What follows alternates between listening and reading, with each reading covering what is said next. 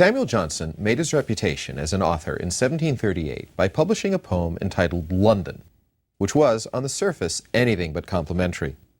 Prepare for death if here at night you roam, and sign your will before you sup from home. Some fiery fop, with new commission vain, who sleeps on brambles till he kills his man, some frolic drunkard reeling from a feast, provokes a broil, and stabs you for a jest.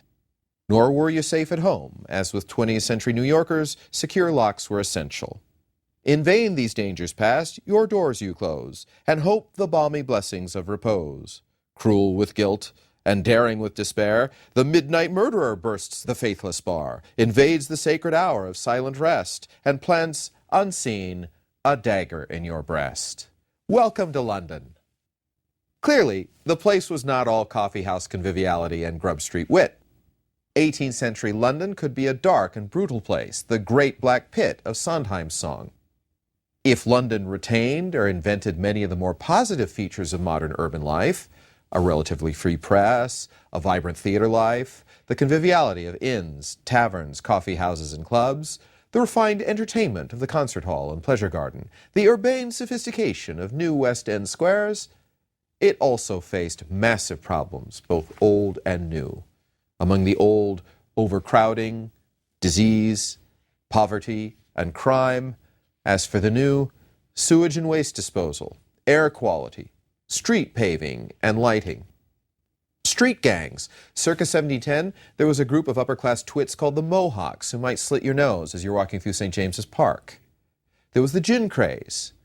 No wonder that by the end of the 18th century, London was being called the Great Wen, an open wound, again, rather less complimentary than being called a Big Apple or a City of Light. Let's take a look at the demographic issue. Take crowding. During the 17th century, London grew from 200,000 to 500,000 people. During the 18th century, to nearly 1 million. This did not happen because Londoners were making babies. They were making babies, of course, but at the rate of only about 34 per 1,000 inhabitants per year before 1750. The trouble was that they were dying at a rate of about 40 a year between 1700 and 1800. A walk through the streets of 18th century London, particularly the docklands of the East End, Whitechapel, Wapping, Redriff, and the narrow streets of the Old City, would explain why they were dying. Despite the mandated brick of the Rebuilding Act, East End houses were still often ramshackle timber, wattle and daub, and crowded together in narrow streets and airless courts. Remember, the East End had not gone up during the Great Fire, and so many of these buildings were very, very old. They frequently fell down and caught fire. Writing even of the Strand, Johnson says, "And now a rabble rages, now a fire. Here, falling houses thunder on your head." Because London's population grew faster than its building stock, the homes of the poor were vastly overcrowded. This also spread disease. It's true that plague disappeared from the bills of mortality by 1667, but Londoners were still very much exposed to outbreaks of smallpox, especially in 1740, 1763, and 1772, malaria, typhus, especially 1694 and 1741. 1740s were especially murderous, influenza, and consumption, tuberculosis. Then there was the bad water drawn from the Thames. Infant mortality was probably 40% in London within the first 2 years of life. These children were victims of childhood diseases, poor hygiene, and a complete incomprehension of what a baby can actually eat. 1/2 of London burials in the 18th century were children. We'll come back to children later in this lecture. Now add the hazards of urban life Johnson notes above, violent crime and accidents. Clearly there were lots of ways to die in 18th century London. So if London nevertheless managed to grow in population, it had to be from immigration. Historians estimate that something like 9,000 new people arrived in London per year in the 18th century. They came from Europe. London had a long tradition of welcoming those persecuted for their religion or war refugees. We've noted the French Huguenots in the 16th and 17th century, and there were the Protestant Poor Palatines driven out by Louis XIV in the early 18th. People came from Ireland. Faced with little or no opportunity in Ireland, many Irish Catholics came to London in search of work. They settled in the poor area of St. Giles in the Fields, just north of Covent Garden. This reminds us that while there were few wealthy people in the poor East End, there were lots of poor people sprinkled among the wealthy in the rich West End. St. Giles is just steps away from Bloomsbury. And people came from all over Britain. Wealthy aristocrats came to take up a seat in Parliament. They came to take in the entertainments of the season from fall to spring. The sons and daughters of the gentry or of merchants came to take up London apprenticeships. But the vast majority of these immigrants were poor laborers of both genders looking for work. If you were lucky or had a local connection at an inn, you found work, possibly in London's ever-expanding building trade or working as a barmaid. If not, you joined the ranks of London's burgeoning urban poor. Imagine yourself, a poor woman arrived from, say, Lincolnshire on the back of a cart in her late teens, perhaps early 20s. What could you do? You could, possibly, find work in service to some family. This provided room and board, you could become a maid. Low wages, and as in the case of Pepys's Deb Willett or the fictional Moll Flanders, the possibility of being abused or sexually assaulted by the master. You could work in London's thriving hospitality industry as a barmaid for room, board, and wages, and thereby acquire a low reputation and the sexual advances of customers. As a young girl, fresh off the cart, you might be taken up by a Mother Midnight. We would call her a madam, to work in the brothels that, along with coffee houses and bathhouses, had taken over Covent Garden by mid-century. Covent Garden is a classic case of urban decay. When it's built, it was inhabited by aristocrats who paid very high rents. Then they put the market in. By the turn of the century, by about 1700, it's poets and government workers, and by about 1750, it's brothels and bathhouses. Or you could work the streets, or St. James's Park, where Johnson's friend Boswell frequently found female companionship for a price. As this implies, prostitutes were everywhere. There was no red light district. Harris's list of Covent Garden ladies, written by a famous pimp, was a contemporary guidebook to the whores themselves, in which they were rated according to price and quality. Some women clawed their way up from the streets to be famous and prosperous madams, like Fanny Murray and Nancy Dawson. But lest we romanticize the life, let us listen to Mr. Spectator.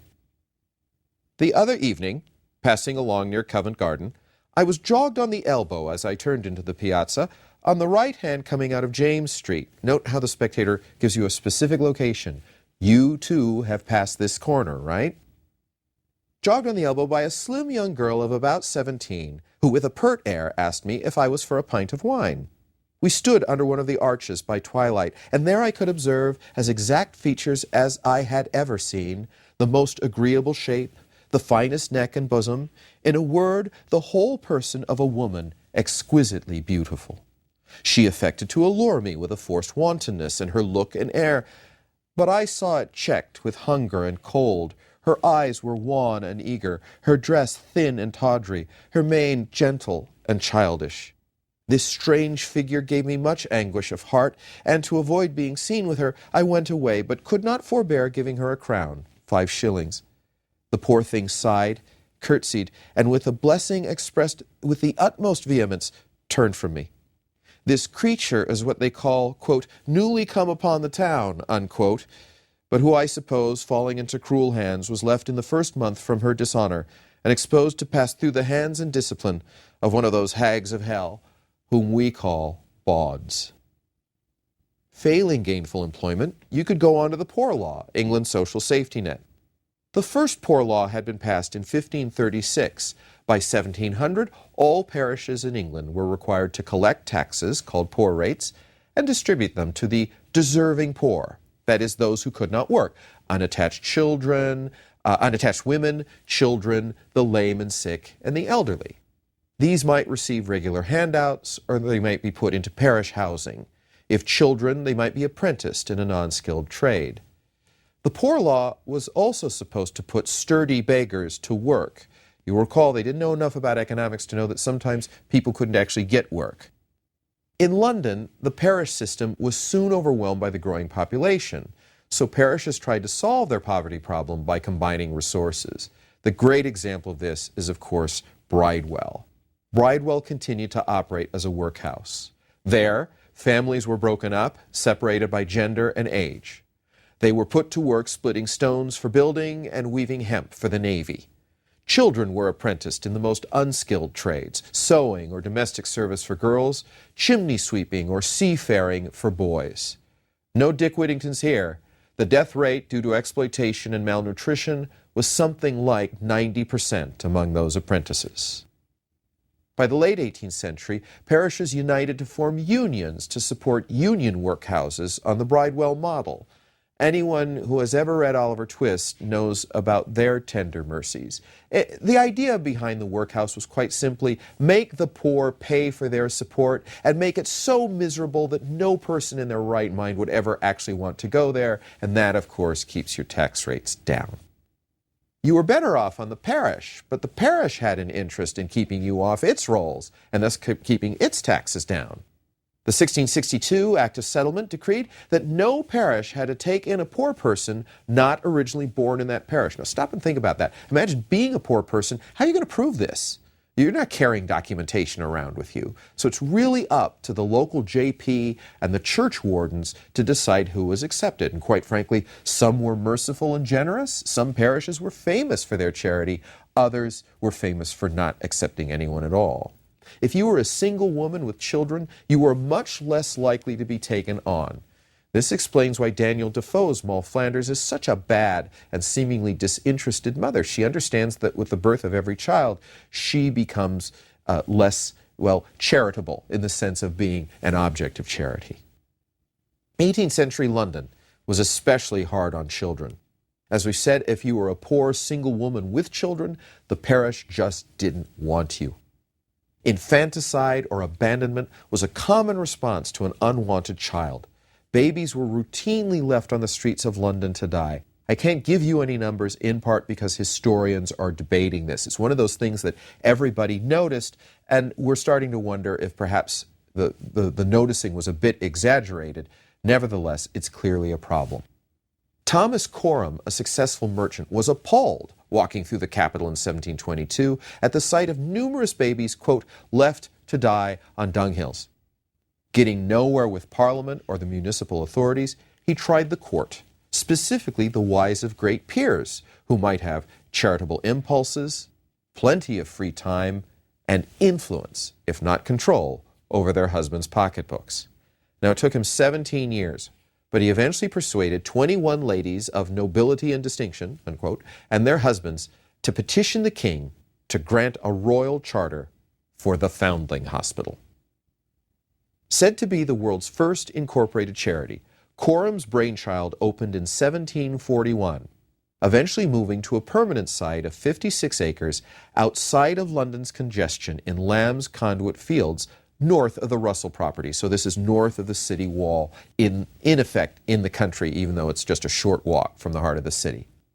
Almost immediately, the hospital was flooded with demands for places, and that meant that they were going to have to come up with some sort of selection process. Eventually, the directors decreed that upon arrival at the gates with their children, mothers would pick a ball out of a leather bag. A white ball meant admission for their child, a black ball rejection and motherly anguish, and a red ball meant a place on a waiting list should an admitted child be turned away because upon examination it had been found that he had a disease. Once accepted, the boys and girls were sent out to wet nurses in the countryside until the ages of 4 or 5. They were then returned to the London facility, separated by gender, and trained in crafts that might provide useful employment. At the age of 14, the boys took up apprenticeships arranged by the directors, and most entered the armed forces. Girls trained to be ladies' maids. Blind children sang in the hospital choir for Sunday services. Now, even with the best of intentions, mortality in the Foundling Hospital ran at over 30% in its best 18th century years. This was considered a great success. Like all charitable organizations, the hospital was in constant need of support. William Hogarth and his wife Jane, with no biological children of their own, took in foster children and eventually came up with a scheme. Since members of the upper class loved to visit the Foundling Hospital as they did Bedlam, and we'll address that later, he encouraged his fellow artists to join him in donating portraits to the governor's room and using it as a kind of showcase for their art. Sir Joshua Reynolds and Thomas Gainsborough were also contributors. The art could then be sold and the proceeds given to the Foundling Hospital. The resultant annual exhibition evolved into the Royal Academy of the Arts, founded in 1768 and still going strong. George Frederick Handel also patronized the Foundling Hospital. He donated an organ for the chapel, and he showed up on Sundays to play it for services. He also mounted annual performances of Messiah for the benefit of the hospital at Easter time. This became a London tradition, and at his death, Handel bequeathed an autographed fair copy of the piece to the hospital. The Foundling Hospital barely made a dent in the problem of infanticide and abandonment, but it represents the 18th century London mindset at its very best: enlightened, charitable, corporate, and generous. With the development of Britain's welfare state in the 1950s, the hospital was closed and eventually torn down. But Coram's work continues through the Thomas Coram Foundation for Children, which has been renamed Coram Family. Today, the grounds contain a splendid museum and a children's playground and petting zoo entitled Coram's Fields. Modern visitors to the site are confronted by a sign at the gate, which speaks as eloquently as anything else for the priorities of Thomas Coram and his friends. Adults may only enter if accompanied by a child. Use of the term hospital reminds us that the word applied to a variety of institutions in 18th century London, all of them dedicated to the care of the poor. A wealthy person would never be caught dead or even sick in a hospital. At the Reformation, you'll recall, the monasteries and charitable institutions of London had been confiscated by the Crown. In the 1540s and 50s, the city, overwhelmed with the problem of poverty, in part created by Henry VIII's economy, persuaded the Crown to give some of these back, resulting in a network of hospitals owned and run by the city. Bridewell on Fleet Street for vagrants, St. Thomas's for the aged and lame in Southwark, St. Bartholomew's north in Smithfield for diseased beggars, Christ's near St. Paul's for abandoned children, and Bethlehem or Bedlam in Moorfields for the mentally ill. Of these, Bedlam is the most infamous. I think it's the only one that's actually had a Hollywood movie made about it. Founded as a priory in 1247, just outside of Bishopsgate, within a century, there was an attached hospital treating mental patients. So this goes back to the Middle Ages, that Bedlam has an association with mental illness. Robert Hooke designed a beautiful new building for the hospital in 1675-76 in Moorfields, just north of the city beyond the walls.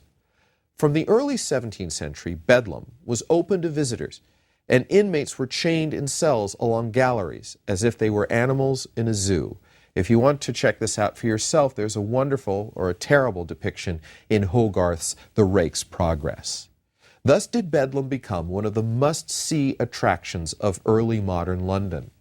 It was actually George III's mental illness at the end of the 18th century which changed attitudes about that condition, and from that point, the inmates of Bedlam were no longer exhibited. As Johnson's poem reminds us, crime was perhaps the urban problem for which 18th century London was most infamous. Though we've no reliable statistics on the crime rate, 18th century Londoners, like New Yorkers or Chicagoans today, were utterly convinced that it was rising all the time. And why not? Crime had long been a staple of the London stage. You'll remember Decker's The Roaring Girl, about the life of Moll Cutpurse, a famous pickpocket. Newspapers and pamphlets available on every street corner and coffee house from the 17th century onwards were full of backstreet horrors or Fleet Street cons, and ads for watches and brooches lost and found on the steps of St. Paul's or walking along the Strand in newspapers were really about thefts. So when you read an 18th century newspaper and you say, watch found in St. James's Park, that's almost certainly a pickpocket, in effect trying to sell the goods back to the person he stole them from. Oftentimes, people had lost them in compromising situations and they didn't want their spouses or somebody else to know. And so the transaction would be made. 18th century bookstores were flooded with breathless popular accounts of the adventures of famous London criminals, like the thief and escape artist Jack Sheppard, or the thief-taker Jonathan Wild. Publications like the Newgate Calendar, published in 1774, based upon the confessions given by inmates of Newgate to the ordinary, the chaplain there, just before hanging, made them national celebrities and folk heroes. As boss of the London criminal underworld in the first quarter of the 18th century, Wilde in particular was later immortalized in a novel by Henry Fielding in 1743, and before that as Peachum in John Gay's fabulously popular The Beggar's Opera of 1728. Jonathan Wild himself took advantage of the new medium of the regular newspaper to advertise his services in recovering stolen goods which had been filched by his own gang. So he had a complete system. To show just how honest and respectable he was, he also sometimes undertook to be a thief-taker, handing in some of the very thieves with whom he was working when they had outlived their usefulness. Now, it's a sign of just how helpless to avoid crime Londoners felt themselves that many people regarded Wilde as performing a necessary public service. He became semi-respectable. He assumed esquire status. He wore a sword, a sign of a gentleman, and identified himself in the newspapers as Thief-Catcher General of Great Britain. Thus, he also became an example of how a poor country boy from Staffordshire could remake himself in the cities, practically another Dick Whittington. He's also a sign of the entrepreneurial possibilities provided by the new medium of the newspapers. But it soon became clear that Wilde had bribed judges and constables to secure verdicts of innocence or guilt for members of his gang as it suited. So Wilde was not only a crook, he was a corrupt crook. His undoing came in 1724, when he secured the hanging of two of London's most celebrated and popular criminals, Jack Sheppard and Joseph Blueskin Blake. In both cases, Wilde's role in their hangings was viewed as an act of the most cynical betrayal. So in February 1725, in response to public pressure, Wilde was finally arrested for having, quote, formed a kind of corporation of thieves, unquote, and of having often sold human blood, quote, by procuring false evidence. Convicted in May, Wilde's courage deserted him. Before his hanging, he swallowed a massive dose of laudanum, which served only to make him violently ill. As a result, his procession to Tyburn and subsequent public hanging was anything but the bravura performance one might have expected. Let's talk about public hangings. Why were they such a prominent feature of London life? And as you'll see, they were. Remember that there was no standing army to put down riot or rebellion. Nobody wanted to pay the taxes for it, and everybody feared that a standing army might be used, as in France, to make the king absolute. There was also no London police force, for the same reason, just a system of volunteer constables, usually retirees or tradesmen who had to get back to work. We'll talk more about law enforcement in the next lecture. So Parliament attempted to rule by intimidation. The number of crimes for which one could be hanged rose from around 50 in 1688 to over 200 by 1800. Many of these laws dealt with new crimes against property, like the forging of documents. Think of the financial revolution and bills of exchange and how all this paper is transforming English society. There have to be laws to regulate that. But other of the new laws raised the stakes to death, even for the petty theft, shoplifting, or pocket picking of goods of even very small value. Indeed, the notices of hangings in London newspapers were fearful. The Postboy, December 19th, 1713. The sessions at the Old Bailey did not end till Monday last, and it has not been known for many years that so many persons received sentence of death at one time, there being then condemned 133 persons, being 6 women and 127 men, 2 of which are Richard Keel and William Lowther, for the late notorious riot and murder of Edward Perry, the late turnkey of Clerkenwell Bridewell, 7 for burglary, 5 for shoplifting, 4 upon the late statute for entering of houses and stealing goods above the value of 40 shillings, that's £2, and the rest for several capital offenses.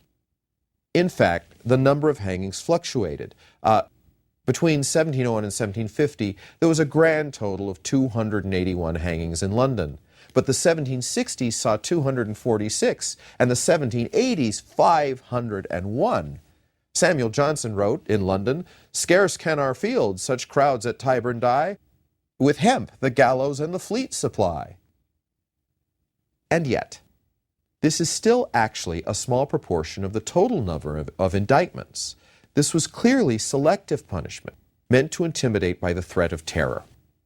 One group of historians, led by Douglas Hay, believes that it was all an attempt by a tiny elite to intimidate the masses with the threat of death via an elaborate theater of the law. Think about it.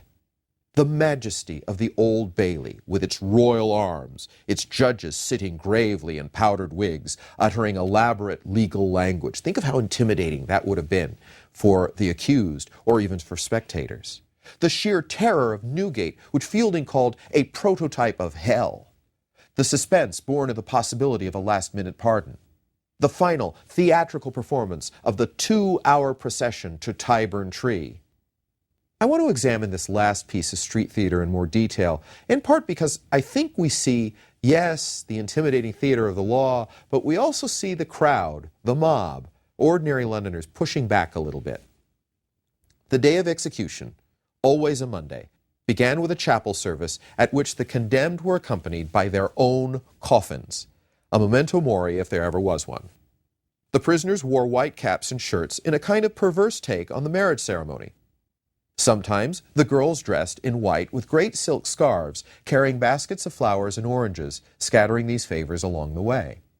A popular male might be handed a bouquet of nosegays by prostitutes gathered in front of the Church of the Holy Sepulchre, right across the street from the prison. After chapel, the procession of carts carrying the condemned and their coffins sets off, accompanied by mounted guards. It wends its way west, down Snow Hill to Holborn Bridge, on to Holborn, to Broad Street, then St. Giles, then along Oxford Street, to the northeast corner of Hyde Park, close to where Marble Arch stands now, but which in those days was the site of Tyburn Tree. The route is lined with crowds who turn out to see the condemned, to cheer anti-heroes like Shepherd, or to jeer recognized villains like Wilde.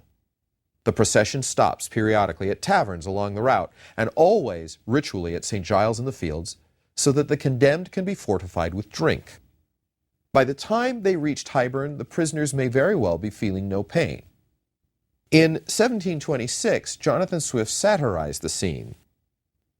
As clever Tom Clinch, while the rabble was bawling, rode stately through Holborn to die in his calling, he stopped at the George for a bottle of sack, and promised to pay for it when he'd come back. His waistcoat and stockings and breeches were white.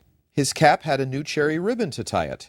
The maids to the doors and the balconies ran, and said, "Lackaday, he's a proper young man." But, as from the windows the ladies he spied, like a beau in the box, he bowed low on each side. At Tyburn itself, outfitted with grandstands, crowds of 30,000 were not uncommon. The record for a hanging was 80,000. The atmosphere is, as you can imagine, carnival-like. Each criminal is exhorted to repent by a clergyman accompanying him in the cart. And there was always great suspense to hear whether the criminal would do that. People wanted to hear what were called the dying speeches, and in particular whether the prisoners would indeed repent or go out defiantly. From the point of view of the crowd, either one of these is great. One French tourist marveled at some going to their death perfectly unconcerned, others so impenitent that they fill themselves full of liquor and mock at those who are repentant. Swift's Tom Clinch is, again, a good example. "My honest friend Wilde, may he long hold his place, he lengthened my life with a whole year of grace. My conscience is clear, and my spirits are calm, and thus I go off without prayer book or psalm." Then follow the practice of clever Tom Clinch, who hung like a hero and never would flinch. The only unacceptable choice was Wilde's in failing to rise to the occasion. Stoned in both senses of the word, he gave no scaffold speech. At most hangings, the suspense mounted as a royal pardon could come at any moment. If no fast rider approaches, there followed the appalling scene of the hanging itself. The condemned now stood on a large cart under the gallows. The gallows were simply a triangular wood frame from which were suspended the nooses through which their heads were slipped by the hangman. At a signal, he shooed the horses, which pulled the cart, leaving the condemned to fall, their friends pulling on their bodies to hasten their end. Others rushed in to touch the corpses because of an ancient popular belief that the touch of the dead could cure disease. Then well-wishers jostled to cut the bodies down before the medical students got them. As Johnson's poem reminds us, 18th century London could be a brutal place.